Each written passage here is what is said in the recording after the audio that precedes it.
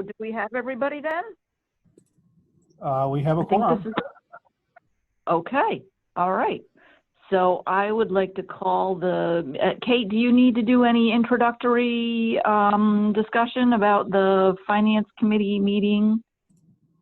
No, as long as you just take attendance, it'll be fine, and state that you have a quorum. Okay, okay, all right. So we are starting the Troy Community Land Bank Finance Committee meeting. It is July 27th, it's 9 a.m. and I'd like to call the meeting to order. We do have a quorum. I would like to do a roll call. Sharon Nichols is present. We also have Tony Tazi. We have John Carmelo, and we have Kate, our attorney. Okay, so, and I think that's it, correct? Yeah, I think John Cubitt said he couldn't make it, right? I believe that was the email I got. Yes, he had another meeting he had to be a part of. Okay. So, so I'd like to go ahead and proceed. I know, Tony, thank you for sending the draft Finance Committee minutes.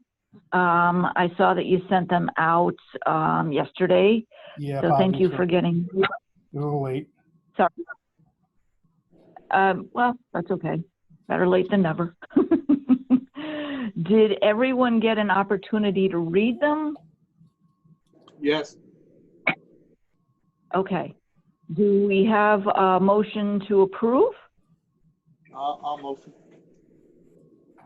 Okay. And I honestly didn't get to read them until just about 30 seconds ago. So I think everything's fine here.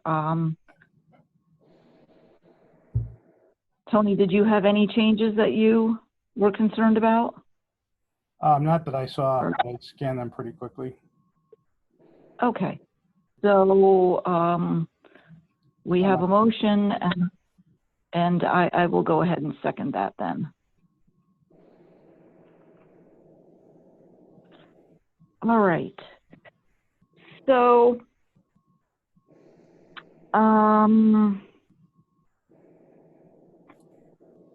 let's see. So the next thing on the agenda is to go over financial statements. I had attached the financial statements that Bowers had prepared for us. Did anybody or everyone get an opportunity to look at those? I mean, I glanced. Okay. All right. So, I mean, not a surprise when you look at the cash accounts had been pretty low. We did receive some funding, reimbursement actually, from Tanya. So we did receive a reimbursement that we had been waiting for, thank God. Even so, there were a lot of pending payables. So I know Tony went ahead and paid a whole bunch of stuff. So when you look at our cash was still pretty low overall, about $33,000 at the end of June. That was one of the most substantial pieces on here. I mean, cash flow, as you guys know, cash flow has been an ongoing issue. Tony, do you want to, we've not yet received, to my knowledge, the next disbursement. Did you want to talk about that at all, when that's anticipated, since I'm kind of talking about cash flow a little bit? Sure. So I submitted a disbursement request last Tuesday. I think Tanya is away, or was away last week. So I submitted it last Tuesday, and I believe the amount was for $209,000, which covers our expenses, our eligible expenses for 2020 quarter 2 and our projected expenses for 2020 quarter 3. Okay. From here on out, what typically happens is, Tanya and I get together and she asks for information, partially as kind of a auditing function, and partially for information that should be there that I perhaps didn't get to her. And we have a couple volleys of that kind of conversation. Eventually, she sends it to her comptroller's office to do the wire transfer. Happily, the last disbursement only took 13 calendar days. So that was faster than I had anticipated. And, So- and for which we were very grateful for that. Yeah, we really needed it. So yeah, in the last disbursement request, that was, a little over 90,000, 95,000. I had requested more because I requested what we projected to spend in 2020 quarter two, but Tanya said, look, I'll get you what you have expended in the last quarter, but you're so close to closing out this quarter. Why don't you just make this part of your next quarterly report, which is what we're doing. Okay. That was a way for her to get us 95,000 plus or minus quickly. So I took her up on the offer. Sure. Yeah, absolutely. Okay. Okay. All right. So the last time we had our finance, there were bills that we weren't holding off because we didn't have the money. So did that solve that problem for us? It did in large part. We At still least did not short have term. enough. We still did not have enough cash to cover all the bills. Okay. So with this next disbursement, we definitely will be able to cover all the bills that we owe, and hopefully it will cover us for the remainder of this quarter for projected expenses. Sounds good. Okay. And then, Tony, in the midst of all this, when are we eligible then? I mean, we have this line of credit out there with Pioneer Bank. I mean, when we're in your head, are we going to tap any more of that? And if so, when, or what are your thoughts about that? Well, the last time I talked to Jason Herschel at Pioneer, I had requested a draw, and I knew it was going to be, a difficult conversation because he had told me, Tony, we want the rest of our money to be the last money into the project at 791 River Street. So I didn't think he'd say yes, and he actually seemed a little bit angry. I don't want to say not really hot red angry, but I could hear the frustration in his voice when I talked to him. But he said at the end of our conversation, look, if you really run into a problem, give me a call after your disbursement is in. Last week, I had to have a call with him, and he changed his tune quite a bit. He said, if your disbursement is in for this quarter, which actually he knew it was in because I sent him a copy of it, and you run into cash flow problems, let me know. We should be able to help. Okay, so you sent him a copy of the disbursement request that had gone into Tanya then? Yeah, simply because I wanted him to see that, what I said was actually true, just so he saw it with his own two eyes. I don't think based on what I sent him, I don't think he'd be willing to do a draw immediately. But I think once he knows that's gone from Tanya to her comptroller's office, I think that's the point where he'd be okay with it. Okay. Okay, all right. So do you anticipate needing to draw on that anytime soon, or are we going to be good for a while with this next disbursement from Tanya? What are your thoughts? Oh, with the next disbursement, the $209,000, we should be in much, much better shape. We've got 2 sales that the board should approve on Wednesday. Both both of those are, well, one's not a cash deal, but pretty much is a cash deal. So they should go pretty quickly. So our cash flow issue won't go away, but it will get a lot better. I think we're through the worst of it, or we will be through Okay. the worst of it. Okay. Oh, on that's the- fabulous. On the screen, I'm showing you what we have in our account. We have $12,000 for, you know, in our checking account and $4,000 in payroll. So Okay. it's been worse. Not much though. Not by much. No. Okay. So at the moment, that's all we've got at the moment, Tony? Yes. So, you know, the 1st of August is going to be here soon. And we will have 3 bills that come due the 1st of the month. That is our hazard and liability insurance.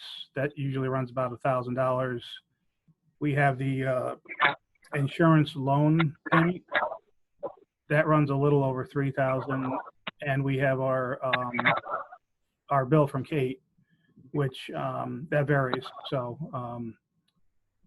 it's, you know, that we'll see what it is. But so for the vouchers that will come in on the 1st, we shouldn't have any problem paying those.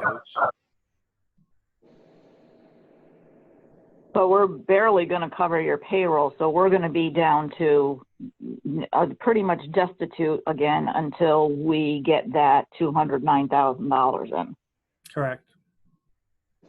Okay, but we're already 6 days into the ask, and last time it took 13 to process. Well, we're 6 days into the ask, and I have not had a conversation with Tanya yet. Okay, so we don't know if we're still playing tennis with this. Yeah, exactly. Okay. So there is, yeah, okay. All right, so there is a chance we might have to go back to Jason and at the bank and ask for more funds if Tanya delays our request. We may have to, yeah. Okay. In which case, are you expecting to ask him for just like, you know, 20 grand or 50 grand, or what were your thoughts on that? Or did he want only one more disbursement? Oh, no, I think based on our last conversation, he's okay with more than one disbursement. So Okay. I think I need to get a feel for, you know, what the need is. Yeah. So Okay. Do we have? I'm sorry. Go ahead, Sharon. No. Go ahead. Last week, while I was, or maybe the week before, while I was putting together my quarterly report, you know, I have so many files open when I do that, that occasionally my computer just shuts itself down, and it did that, and I had my all my outstanding invoices lined up, which I emailed to you last month. And I lost that file. I'm going to have to recreate it or go digging for it to find it. But that will give me a better, and that's why I don't have a cash flow projection for you today. When I recreate that, then I'll have a much better sense of what our outstanding debts are. Okay. Will it help if I send that back to you, or is that too outdated at this point? It's too outdated. I've got that rendition. Oh, you do. Okay. Yeah. All right. So it sounds like maybe you're having some memory issues with your computer, and maybe we need to have the IT guy install some additional memory for you so that doesn't happen again. I need to get a new computer. This is when I have too many browsers open and too many files open, and I go to, you know, open like Google Earth, which is a memory hog. Yeah. Then my computer starts to sputter, and what happens is, you know, I'm hoping that it doesn't close, but I've got all my quarterly report stuff up in my face, and I'm reluctant to close things down because I'm trying to get that done. And I should just learn to start shutting things down, because probably every other time the computer you know, I don't want to say crashes, but it shuts itself down. When it crashes, I lose all the files, which happened in December. So, that's that file won't be difficult at all to recreate. I should say to update. Okay. Oh, okay, but we do have a bigger issue that it sounds like your computer is limiting, and God knows you don't have time to recreate anything. So, I mean, I think we're going to have to put it into the budget to either have the IT guy assess the current computer and whether he's able to just add additional memory or tweak it for you, or whether we need a whole new computer for you. I think we need to maybe squeeze that into the budget somewhere. We actually have that in the budget, and I was going to go out and purchase a new computer last quarter, but we were so tight on the cash. I said, "Yeah, I'll wait for the next quarter." So Okay. So I'm planning on doing something, either upgrading this or just getting a new computer. Okay. We Okay. bought this as a used computer a few years ago, so the technology is, these days the technology is old. When I get on a Zoom meeting, there's no camera here, so I think I need to upgrade, not just upgrade the memory on this. But I'll talk to our IT guy. Okay. Okay. I see what you're saying, though. The computer may be more outdated than it may make more sense to pursue a new computer if this one, even if we try to zip it up a little bit, maybe it's not really going to do the job anyways. So maybe we do need to do the new computer. Okay. All right. So in your discussion, you mentioned about sales of 2 properties. So has A&D approved 2 sales then that are going to the board on Wednesday? Is that what I hear you saying? Yeah, they recommended approval of selling 24 McClellan for $80,000 to someone who will flip the property to an owner occupant, and that should be a pretty quick close. And A&D also recommended the sale of 3325 6th Avenue for, I believe, $18,500. Okay. And what's the estimated closing on that time-wise? That should go quickly too. That'll be a cash deal. Oh, okay. So how quickly is quickly? Is that going to help with our cash flow, or is it not going to be that quick? Well, I hate to be the bearer of bad news, but these days title insurance takes about a month to get. So closing quickly might be 6 weeks. Oh, okay. Well, that information is helpful, though.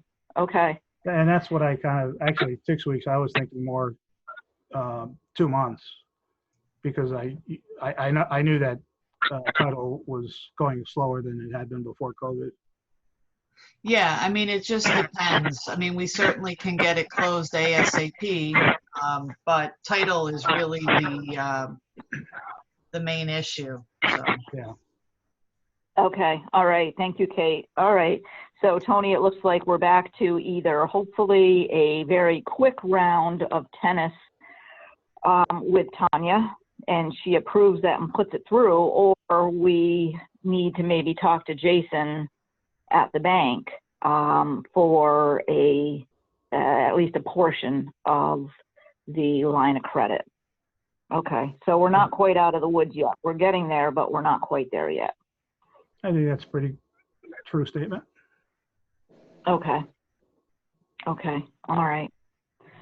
Okay. Any other significant cash flow issues while we're talking about cash flow, Tony? Like, are we going to have any significant amounts due to our contractor coming up in the near future? Well, we probably will for 11 Winnie and 3229 6th Avenue. Those are the projects that Bobo is doing. He has a little bit, he also has 3325 6th Avenue. He has a little tiny bit more to do on that. But that's not going to be much of a cost. The big one would would be 791 River Street, but I actually don't even expect, sorry, I don't think they're going to submit a request for payment until the end of next month at the earliest, because they've done very little over the course of the past month. They're putting siding up on the building now. It should have gone up a month ago. I'm told that they couldn't get the siding from the supplier because the supplier was backlogged because of COVID. Don't know if that's true or not true, but that's what was stated. So bottom line is, no real work has been done in about a month until about midweek last week when the siding started going up.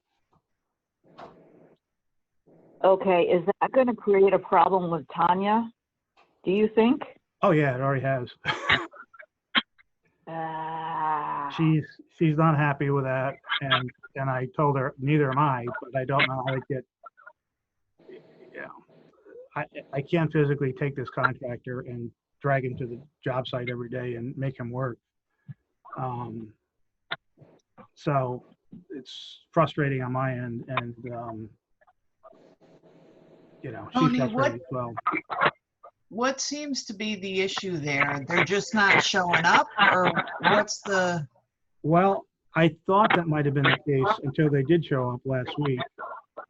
Again, they said the next step in this is the siding. The siding was supposed to have started about a month ago, and it just started last week. They claimed that the siding was back ordered because of COVID supply issues. And I don't know whether that's true or not true. I know I think everyone knows there have definitely been supply issues because of COVID for a number of reasons. Some people haven't, come off unemployment to go back to work. Some places were just shut down and couldn't produce. Some of the suppliers have been shut down, and there's a kind of an echo effect. So Yeah. I tend to believe what you're saying, but every time there's a timing issue, I'm always told it's even before COVID. I've always been told, it's because things are on back order. Well, is there anything we can do, like go to TAP and say, we need to get a revised timeline from this guy and hold him to it, and indicate somehow that Enterprise may pull funding if we don't get this done? I mean, kind of a. Well, I do have an updated timeline. I needed to get a final completion date for our builder's risk insurance. The insurer said that they're not going to extend this anymore, so they wanted basically a final date. Contractor said September 15th, and I told them I wanted a conservative date. So he's saying September 15th. That's 6 weeks away. To be completely done? Yeah, I mean, they're not actually that far.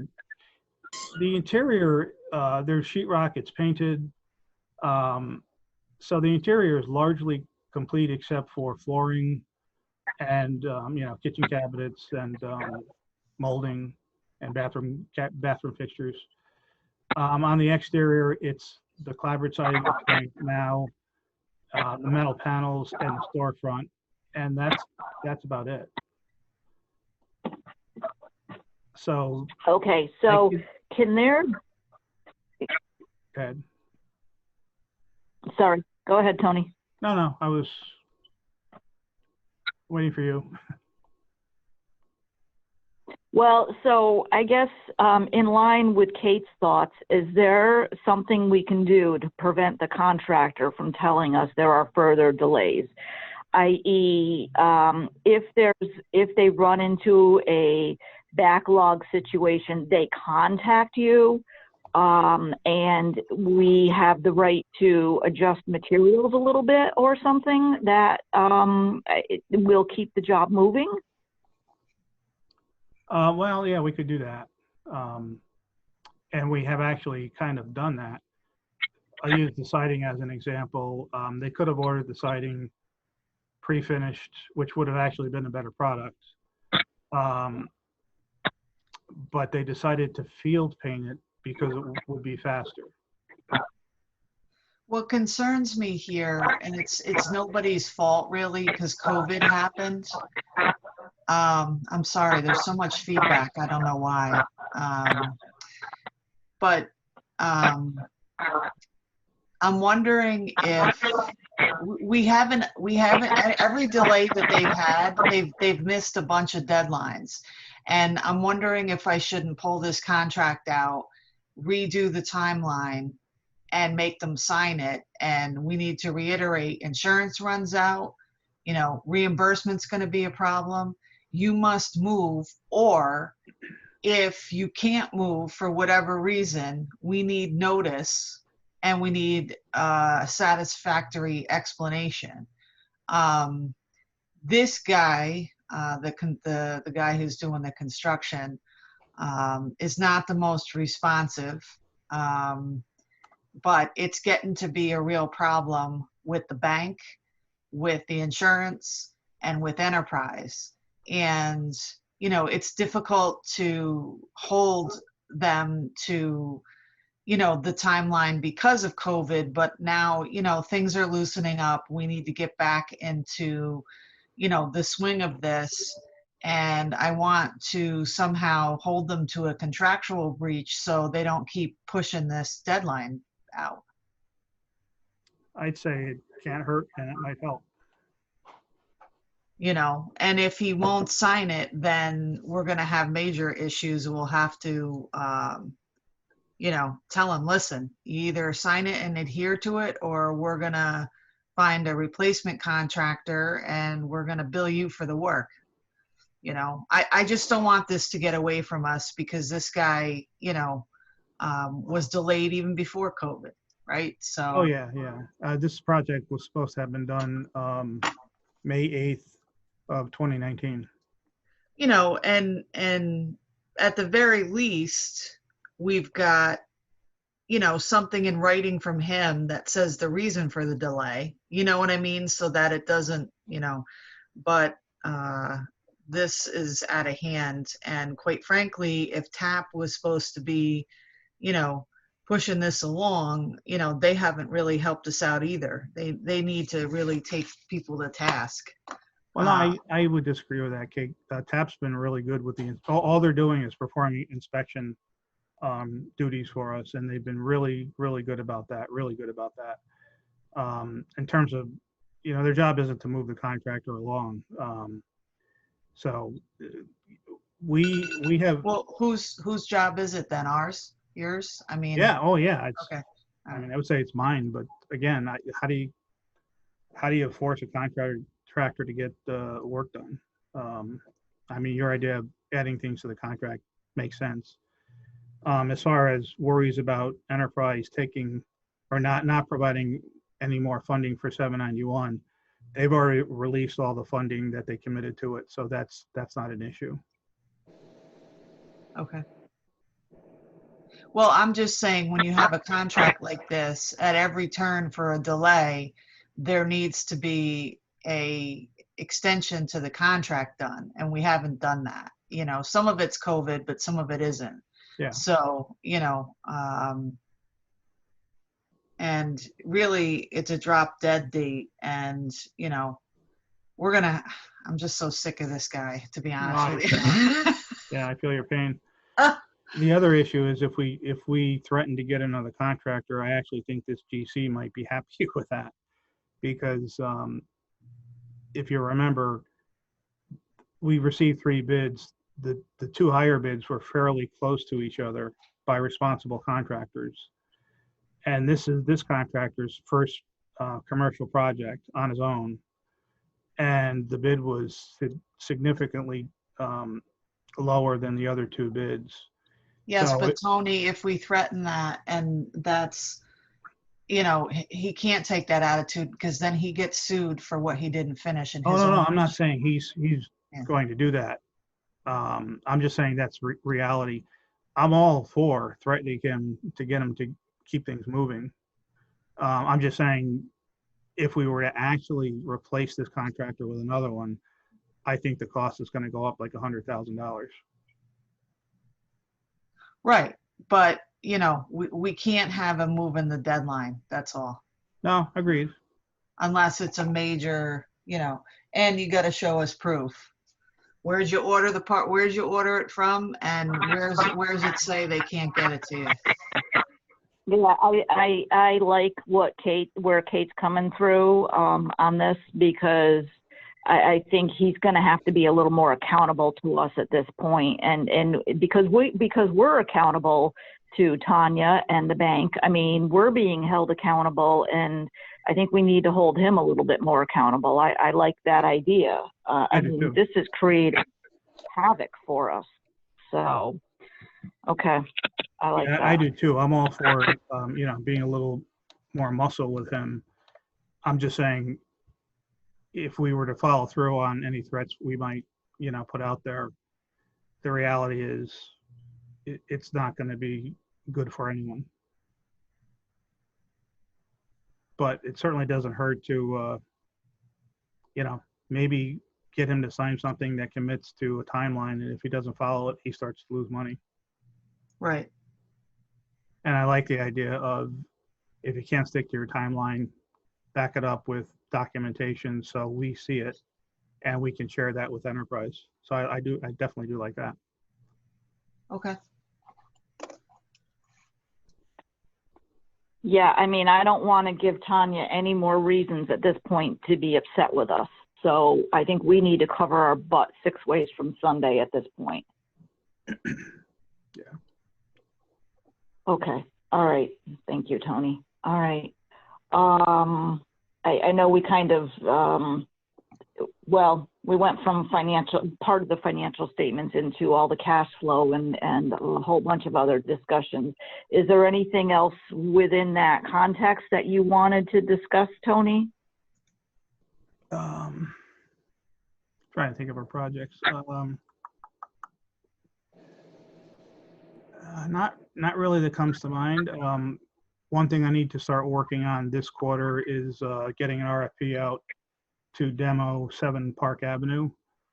The idea is to get the RFP out this quarter so it is demolished next quarter. And we have $40,000 committed to improve the appearance of 899 River Street, so it's more marketable to someone who would be an owner occupant. So I also need to get that RFP out too.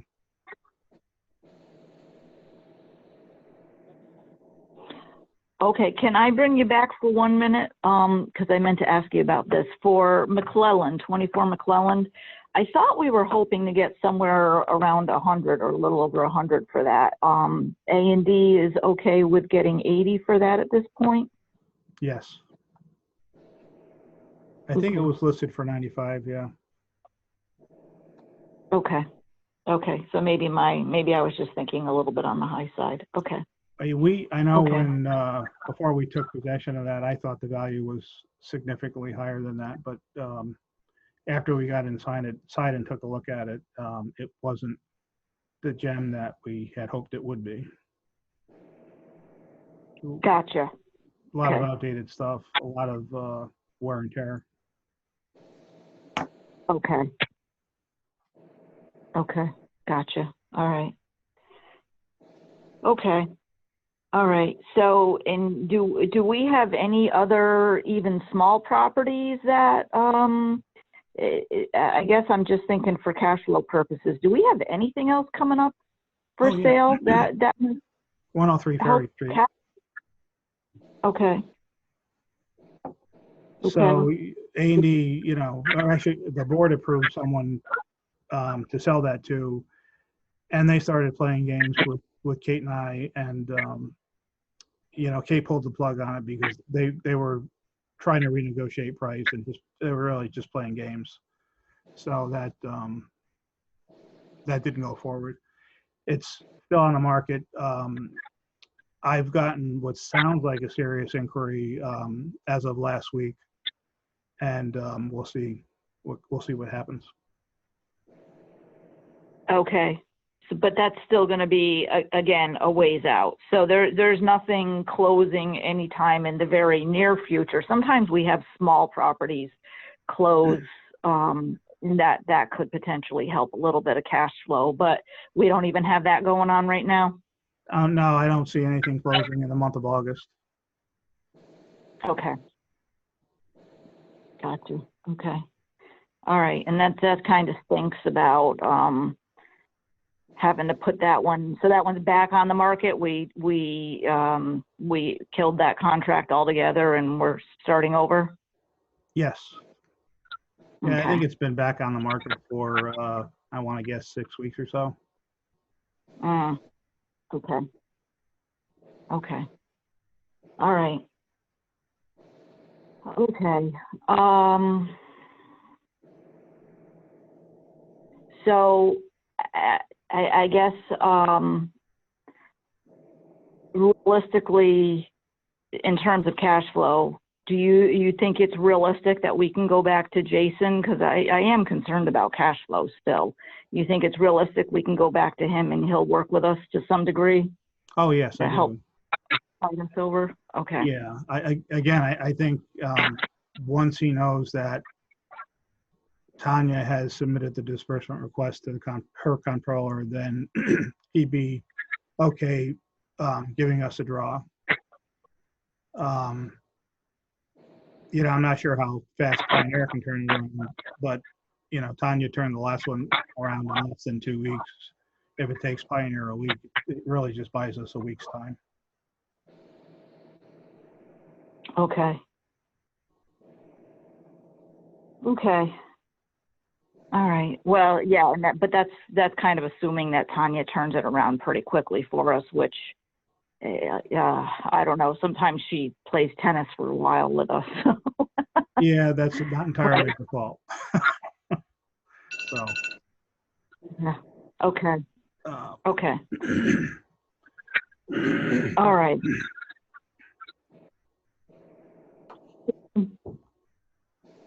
I guess, do you want to talk about any other projects in process before I was going to go back to talk about some financials? Do you have any? Pardon me, losing my voice.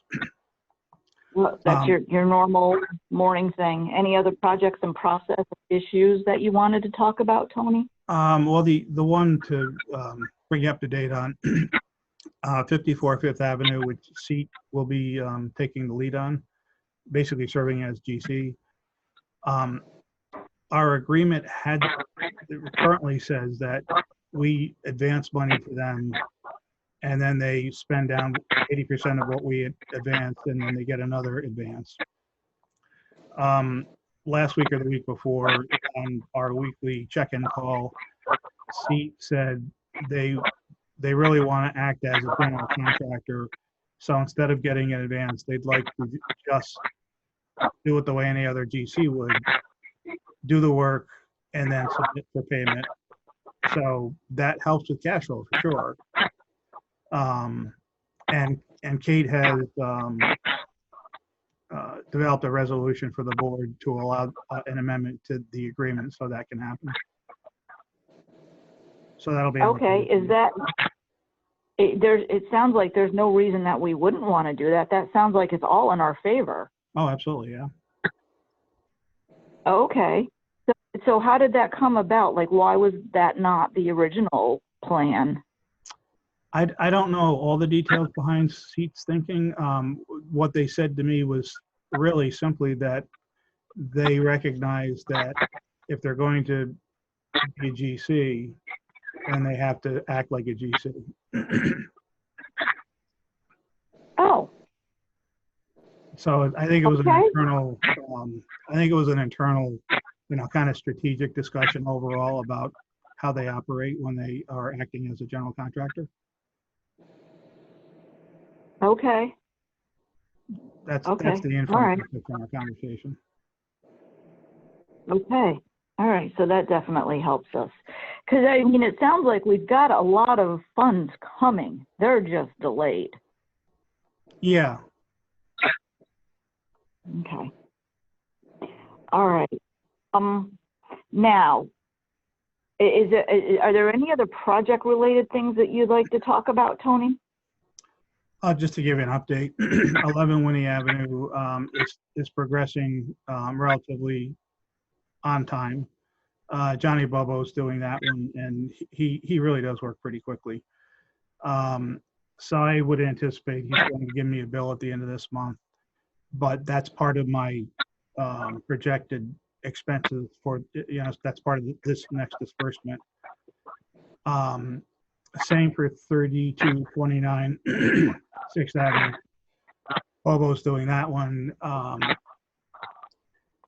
He and Russ Reeves are looking at the roof, and it sounds like we're probably going to have a change order on that, and I'm not sure what the extent of it's going to be until I know what Russ Reeves determination is. 3325 6th Ave, which has been recommended for sale, is about 98% complete. Johnny Bobo is just doing some work on the front cornice, the facade cornice, which should be done this week. So we should be taking back ownership of 785 River Street, 836 River Street, and 822 River Street, because the owners haven't done diddly squat. Was that the one with the RPI grads? RPI definitely wants 785 River. They also want 899 River.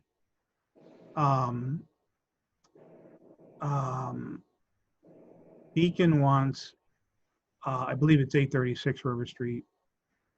And I have the contractor that we sold, what was the address? 3632 7th Avenue. Derek Jeter, it's probably an easier way to remember it. He's interested in both of those buildings, 822 River and 836 River. So I don't think they'll be sitting around for very long once we take ownership back. Okay, so we've got some good possibilities coming up here. We're just still in a cash flow crunch for the moment, but there's a lot coming probably down the pipeline here for us, it sounds like. Yeah. So, I mean, is it a lot also in terms of funds, Tony? Or is it just a lot of activity and not a lot of funds? For these three properties that we'll be taking back? Yeah. Or I mean, it just, I guess in general, I mean,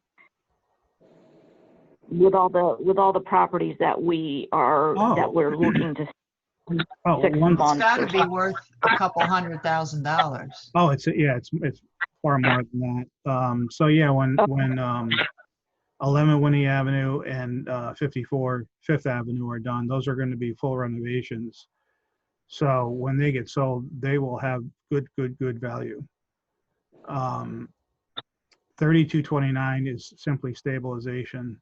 So I don't think we're going to get much back on that. But if we were to do a full renovation, we don't have the cash to do that right now. So, and even if we did, we would just be taking it from the sale of like 11 Winnie Avenue. If we took the proceeds from that and put it into 3229, all we'd be doing is moving the profit from one property to the next and changing the timeline. So, even though we're probably going to lose money overall on 3229, I think that's better than trying to renovate the whole thing with our own money. Okay. But we do have quite a bit of money coming ahead. Yeah. Okay. All right. Any other projects in process that you wanted to talk about? Well, those are the projects, and 791, which we talked about. Yeah. But no, those are our projects. Okay. So then I kind of wanted to go back a little bit to the financial statements because we started talking about cash and kind of went off about cash flow and led us down a whole bunch of topics that we needed to discuss anyways. But I'd like to circle back a little bit to the financial statements because when I look at the financial statements year to year, January to June 2020 versus January to June 2019, particularly the profit and loss statement. The big difference between last year and this year were the private donations that we got last year. The Stewart's Building, I mean, if you look at just in terms of total income last year, 2019, for the half year point, our total income was 471 last year. This year it's 229, and the sources are quite different. This year we are completely reliant on our grants, as opposed to last year where we had some private donations. We had more property sales at this point in time. That's just a timing thing. But so I wanted to, and that, you know, that difference, I mean, there's like a $250,000 difference, and that difference, not in whole, but in great part, goes straight to the bottom line. If you look at net income, last year's net income was 241 versus this year is only 61. So the big difference is the lack of private donations this year. And I know we can't count on that every year, but I wanted to bring the conversation back to, are we working with SEAT on any other grants or any other type of, trying to think outside the box right now. Mm-hmm. What are we doing other than just, you know, working on the properties that we have in inventory? What are we doing to expand our reach a little bit? Are we doing anything? Because I think we were going to talk, the intention was to talk to SEAT and have a grant writer work with us and help us try to find some other funding opportunities that would help so that we're not so reliant on Attorney General grants. Where do we stand on all that, Tony? Have we made any progress? Oh, pardon me. I'll lose my voice again. We haven't spoken with SEAT about helping us identify grants in a while. A good part of that is because they shuttered their doors for COVID, and so, you know, like everybody else, they've just been back in operation for about a month. But that would be a good conversation to re-enter. I've talked to a couple of other land banks about, you know, what are you guys doing after the AG money is gone? And it sounds like land banks that are about our size are looking to kind of become flippers, and not in a bad sense of the word, but more in the sense of, instead of selling to the highest bidder, selling to a good, responsible steward of the property, as per our mission statement. So that's what I'm hearing some do. But you know, we're not for profit, and we are going to depend on grant funding like every other not for profit in the world. So Sharon, I think you make an excellent point. We need to have a conversation with SEAT to say, hey, how can you help us find some funding? I can also ask the grant writer who wrote the Round 4.2 grant for us. I think he's pretty sharp in terms of finding where funding is out there, as well as putting a pretty decent application together. So I think maybe a conversation with SEAT and with our grant writer, whose name I can't remember, might be a good step in that direction. Okay, so now do you have time a little bit of time to invest in that area? Oh, yeah. I mean, those are just conversations. That's not going to take a lot of my time. If it were a grant application to pull together, that would take quite a bit of my time. But that would be a good thing. Well, yeah, but if we've got Seat helping us with that, right, then it's not pulling on all your time, right? Agreed. Yeah. Okay. Well, because when I look year to year, last year we had some significant, like I said, actually, I think from the city of Troy and from Stewart's. Now, I know the Stewart's thing is going to be once in a blue moon where we're going to have the community provide something, donate something to us, but that's not something we can necessarily count on. And God knows the city of Troy, with this whole COVID thing, with every other locality, is just not. I mean, if funding was tight before, it's going to be even tighter now. So we can't really expect anything from the city of Troy. So I think we have to get a little more aggressive and looking for other sources at this point for grants in order to really have a good long-term plan in place, seems to me. I mean, does anybody else have thoughts here? I think that's absolutely correct.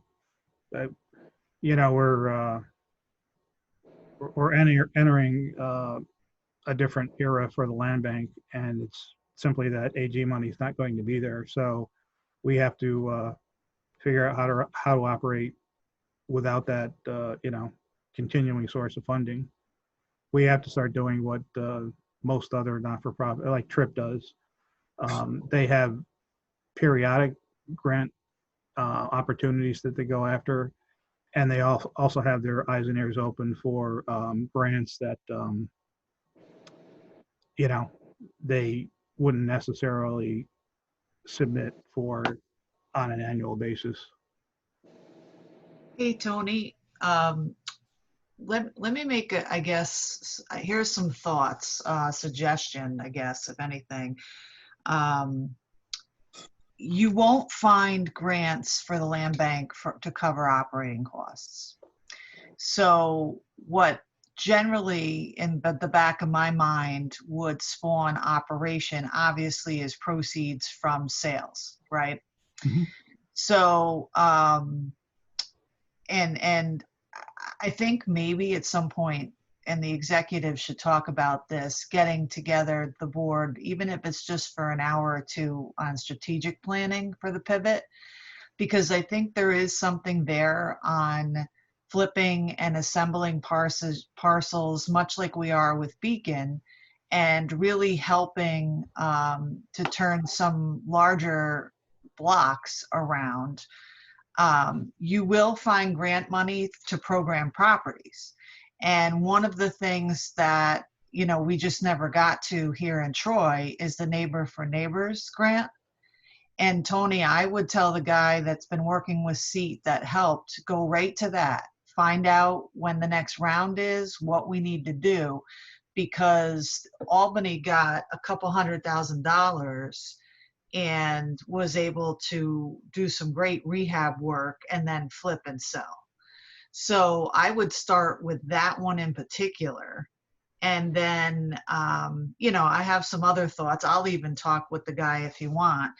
But, it's sort of that land bank 2.0 where you are either part of a developing team or, much like Beacon, we can assemble parcels and hold them and be helpful in that way and then make money too. So, our death knell from the beginning, and I hate to use such a strong term, has been no operating support from the city of Troy, right? So operating has always been an issue, but I wouldn't wait. I would, reach out to the grant guy, whatever his name is, and point him right in that direction immediately and see what he finds out. So you're not talking about the NCST. No, that's different. Neighbors Okay. for Neighbors is, it's like affordable housing. I forget the exact terms, but it's program money to use for rehab. Okay. Well, it sounds like that's a great place to send me. Start looking into that. Yeah, NCST, that's the one where we get a first look, I think. Yeah, right? yep. Yeah. I didn't think that's what you were talking about, but I just wanted to be clear in my head. Yeah, but the Neighbors for Neighbors, you know, that would be a good place to start. And then we can kind of go from there. Okay. Okay, I like that. Thank you, Kate, for your input there. You have a better idea of what's out there than I do. And I think even if we just start moving in one direction, it might make available opportunities in other directions too. I just think we need to start moving on this because We did. I don't think the city of Troy is going to be able to do any more than they've ever done. Right. Yeah. Yeah. So, and there's going to be a lot of competition for remaining resources. And I think we need to try to get there sooner rather than later if we want to get anything.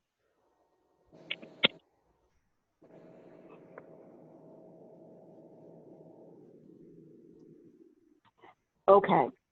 So that was kind of the largest thing that jumped out at me when I looked at last year versus this year. I was like, oh, you know, there's a big difference between the funding sources, basically, and the impact on our bottom line. I think the big difference is are the two donations. Aquins was 108,000, I think, something like that, and Stewart's was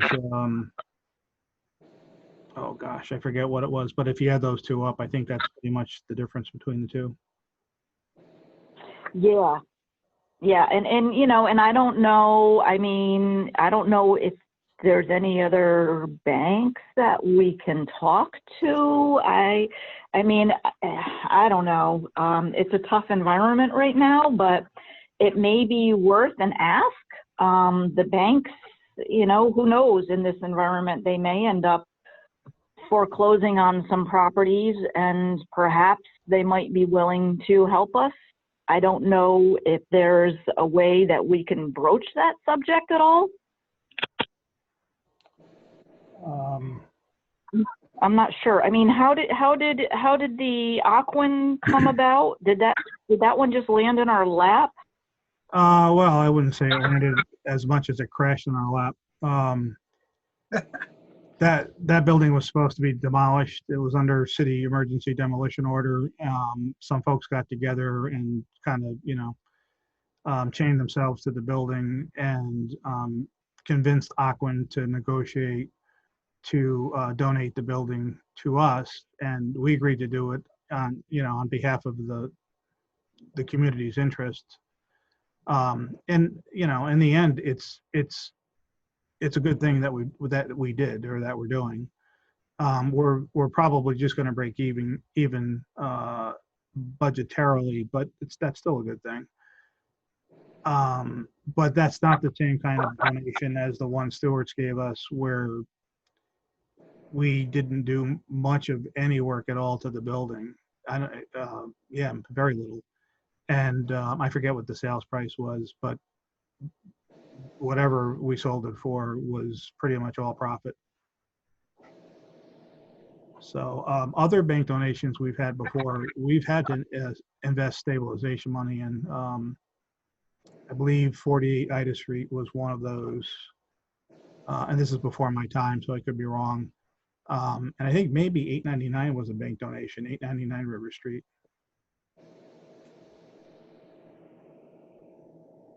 So, but I hear what you're saying. It can't. I guess yeah, go ahead. Well, I think it's much more made. It can only help us to start seeing if banks are willing, or other financial institutions are willing to make donations. Well, I mean, I mean, it's a challenging time for everyone, and it could be good PR for a bank, right? No, I know. I mean, Would be. so I guess I just want to put us in the best possible position to make ourselves available in case. And I don't know exactly how that happens. I'm an accountant, not a PR person, so I don't know exactly how that would happen. I guess I just want to somehow put us in the mix to be available if there are opportunities. I think the best way for me to know what's out there in terms of donations would be to have a few conversations with my counterparts at other land banks to hear what they're hearing.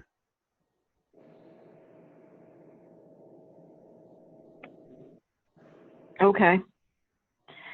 All right. Yeah, I'm just trying to gather up as many alternative sources of financing as we can here, Tony, just to make sure, like Kate said, it's a strategic planning thing.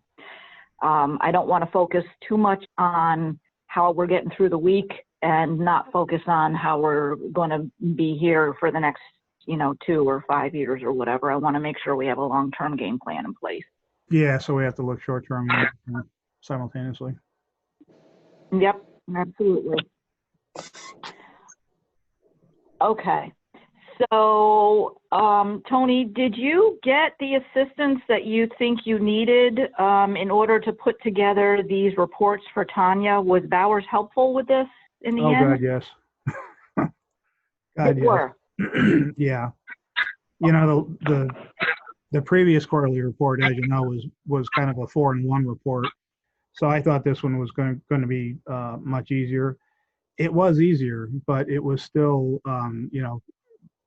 not seeing the forest for the trees for me to a certain extent. And then Bowers started doing their piece of it. And they were hugely instrumental in preventing me from being embarrassed if I had submitted what I thought I had right the first time to Tanya. So they were great. Beatrice at Bowers, she just did a terrific job, and she turned it around pretty quick. Well, she started later than I thought she would, but once she got on it, she turned it around really quick. So. Okay, that's really good to hear. Yeah. Okay. Yeah, I'd say for all intents and purposes, she really saved my backside. Oh, okay. That's fabulous. Yep. Okay. I right. hate to do this because I think we're having a great conversation about the future and stuff. Is there anything you need to have me on for the rest of this agenda? Being my first day back, I got meetings all day and I got one that's boy. on. So are there anything left on the agenda that you need to do I while don't I'm? think so. Yeah, thank you, John. I don't think so. I think I wanted to discuss the 990 exemption status, but I don't think there's anything I don't think there's any decision made on that today, anything definite. So we can come back to that. I think we covered all the main topics. Okay. So thank you. I have a reopening plan Friday, so sorry to run, but I got to get off and do that. Understood. Thank Okay. you for being here. Thanks, Sean. Thank you, guys. So should I say that the meeting was adjourned at 10:05 and we can continue to talk if you want? Yeah, I guess that's true because we've officially lost our quorum. So yes, thank you.